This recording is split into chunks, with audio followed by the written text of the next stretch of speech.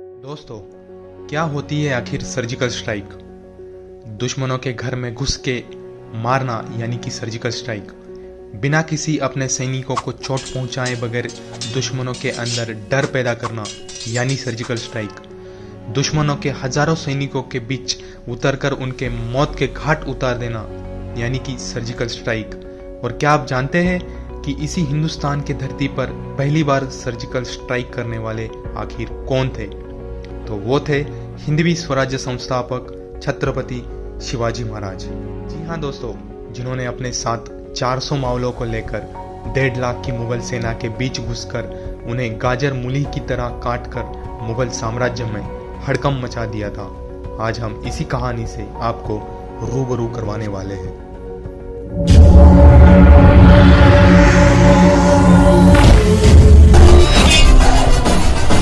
इस कहानी की शुरुआत होती है सन 1959 को, जब छत्रपति शिवाजी महाराज ने आदिल शाही सल्तनत के सबसे ताकतवर इंसान यानी कि अफजल खान को ऊपर से नीचे तक पूरा चीर के उसे मौत की नींद सुला दिया था। अफजल खान की मौत से आदिल शाही सल्तनत को गहरा सदमा लगा और वे छत्रपति शिवाजी महाराज के नाम से थर-थर कांपने लगे। और दूसरी तरफ मुगल साम्राज्य का बादशाह औरंगजेब, वो छत्रपति शिवाजी महाराज के इस बढ़ते साम्राज्य को देखकर काफी चिंतित होने लगा। कहीं ये मराठे हर हर महादेव की घोषणा देकर दिल्ली पर न टूट पड़े। ये डर कहीं ना कहीं औरंगजेब को सता रहा था, क्योंकि छत्रपति शिवाजी महाराज के शौर्य और पराक्रम के डंके पूरे हिंदुस्तान में बजने लगे थे। इसलिए शिवाजी महाराज के इस बढ़ते कदम और मराठा साम्राज्य को खत्म करने के लिए औरंगजेब ने अपने मामा यानी कि शाहिस्ते खान, जो मुगल साम्राज्य का सेनापति था और बंगाल प्रांत का सूबेदार भी था, उसकी नियुक्ति मराठों के खिलाफ दक्खन प्रांत में करवा दी। दक्खन यानी कि आज का महाराष्ट्र मिलाकर, जिसमें दक्षिण भारत के केरला, कर्नाटका, आंध्र प्रदेश, तमिलनाडु और हैदराबाद जैसे प्रदेशों के हिस्से शामिल थे। शाहिस्ते खान मुगल सल्तनत का सबसे ताकतवर सरदार और हुकुम का इक्का था। उसकी दहशत ही इतनी ज्यादा थी कि उसके नाम से दुश्मन थर-थर कांपते था। आप उसकी ताकत का अंदाजा इसी से लगा सकते हैं कि दक्षिण भारत की सबसे ताकतवर सल्तनतें आदिल शाही और हैदराबाद की कुतुब शाही, इन दोनों सल्तनतों ने उनके सामने अपने घुटने टेक दिए थे। इसकी वजह से शाहिस्ते खान औरंगजेब का सबसे चहीता योद्धा बन चुका था। तब वो औरंगजेब से बोला, ये शिवाजी आखिर है क्या?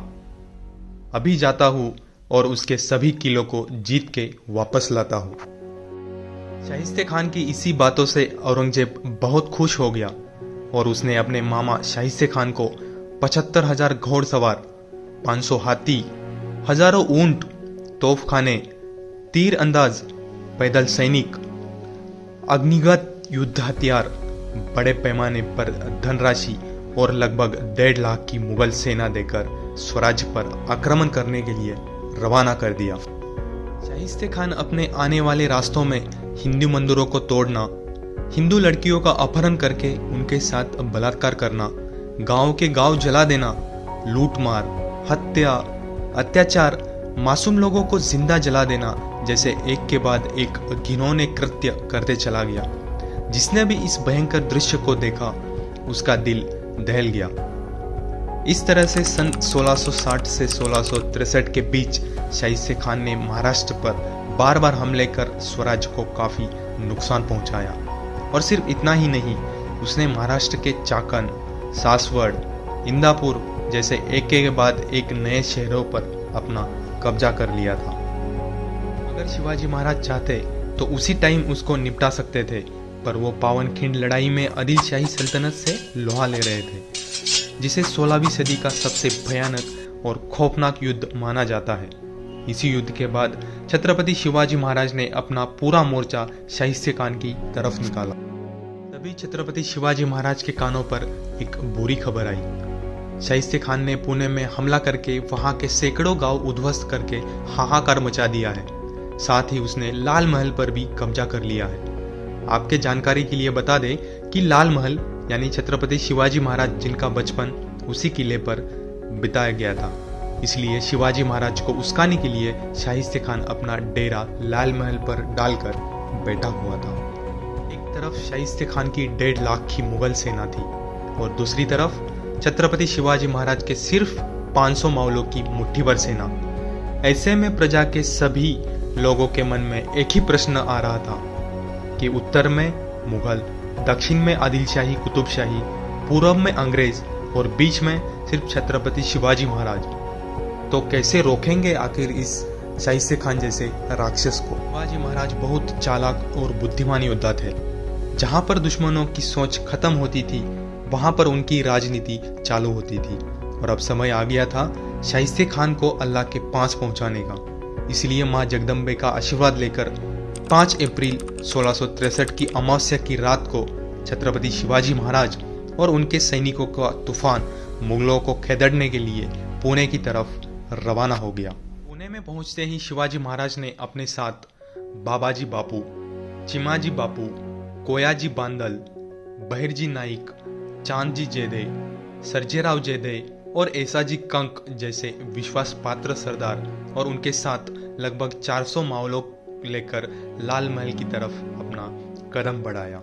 रमजान का महीना चल रहा था, इसलिए शाहिस्ते खान पूरा दिन भर रोजा करके रात को पेट भर खाना खा के चैन की नींद सो रहा था और उसकी सुरक्षा के लिए अकबर का शासक जसवंत सिंह अपने पूरे 10,000 सैनिकों के साथ लाल महल के बाहर पहरा दे रहा था। ऐसे में मुगलों को लाखों सेनाओं के बीच में जाकर शाहिस्ते खान को खत्म करना मतलब मौत को दस्तक देना था, क्योंकि मराठों का एक गलत कदम तो पूरा खेल खत्म। अगर मराठों का एक भी सैनिक पकड़ा जाता तो मुगल उसे बड़ी बेरहमी के साथ काट के नदी में फेंक देते। इसलिए शिवाजी महाराज पहले से ही तैयार थे। वो शादी की बारात में शामिल हुए और उन्होंने अपनी वेशभूषा बदलकर सैनिकों के साथ लाल महल के अंदर में प्रवेश किया। अंदर प्रवेश करते ही महाराज ने देखा कि शाहिस्ते खान के सैनिक खा पी के मस्त सो रहे हैं और कुछ सैनिक जागे हुए हैं।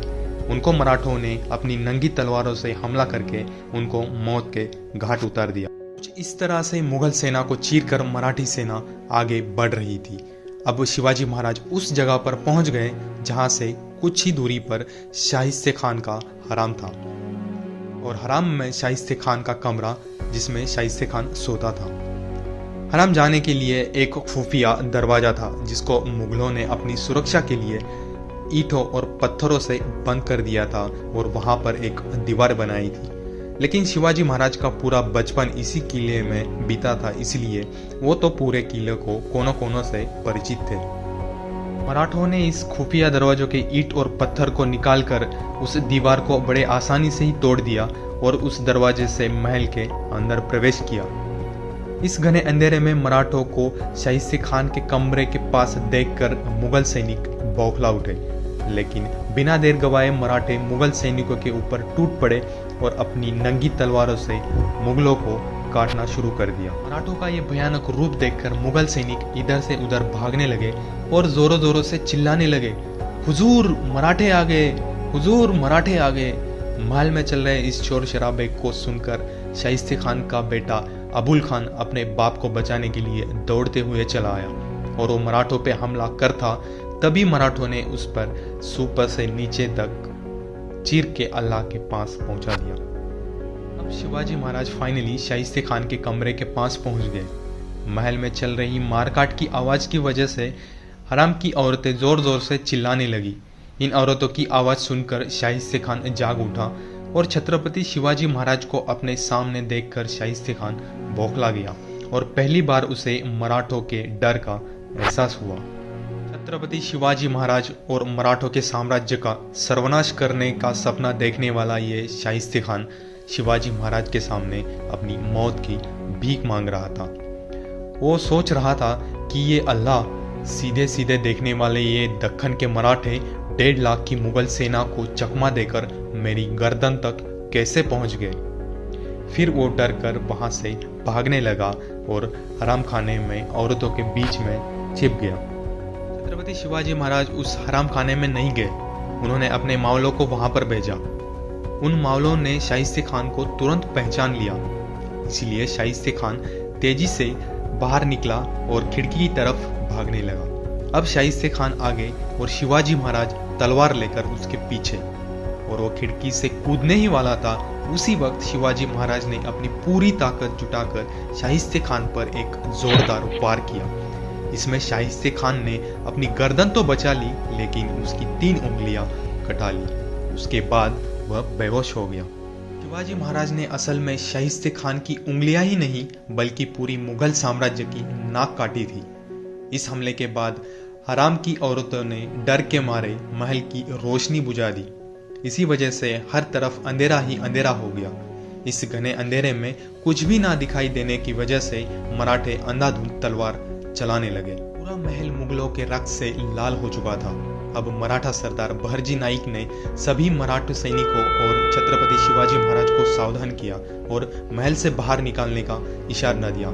सभी मावलों और शिवाजी महाराज इस खौफनाक अभियान को अंजाम देकर सफलतापूर्वक सुरक्षित बाहर आ गए और अपने घोड़ों के साथ कोंढाना किले की तरफ रवाना हो गए। जब सुबह हुई तो शाइस्ते खान का बेटा और उसका दामाद, उसके साथ साथ लगभग 55 मुगल सैनिकों की लाशें जमीन पर बिखरी पड़ी हुई मिली और पूरा मुगल उनके मौत का मातम मना रहा था। जितना कुछ 3 सालों में शाइस्ते खान ने कमाया था, उतना वो सिर्फ 3 घंटों में मराठों के हाथों गवा बैठा था। अपना मामा शाइस्ते खान को ऐसा तड़पता हुआ देखकर औरंगजेब आग बबूला हो गया। इसलिए उसने अपने मामा को वापस दिल्ली बुला लिया और बाद में उसे बंगाल में भेज दिया। उसके बाद शाइस्ते खान अपनी पूरी जिंदगी में महाराष्ट्र में वापस कभी नहीं आया। बाद में वो सभी प्रदेश मराठों ने एक एक करके जीत लिए, जिस पर शाइस्ते खान ने कब्जा करके रखा था। इस घटना के बाद पूरा मुगल साम्राज्य छत्रपति शिवाजी महाराज से थर-थर कांपने लगा था और मुगल साम्राज्य का बादशाह औरंगजेब ये सोचकर परेशान हो गया कि ये मराठे कब आते हैं और कब काट कर चले जाते हैं। ये सोचने से पहले ही हमारे सैनिक युद्ध हार जाते हैं। ये अल्लाह, होंगे कामयाब कभी या फिर ऐसे ही लौटना पड़ेगा खाली हाथ। हिंदुस्तान में सिर्फ एक ही ऐसा नाम था जिसे पूरी मुगल सल्तनत खौफ खाती थी। वो थे हमारे भगवान भारतवर्ष के एक महान सम्राट, हिंदवी स्वराज्य संस्थापक छत्रपति शिवाजी महाराज। तो दोस्तों, आज के वीडियो में बस इतना ही। अगर वीडियो आपको अच्छा लगे तो लाइक जरूर करना और उसके साथ साथ चैनल को प्लीज सब्सक्राइब भी कर देना। मिलते हैं अगले किसी एक शानदार वीडियो में एक नए टॉपिक के साथ। तब तक के लिए धन्यवाद।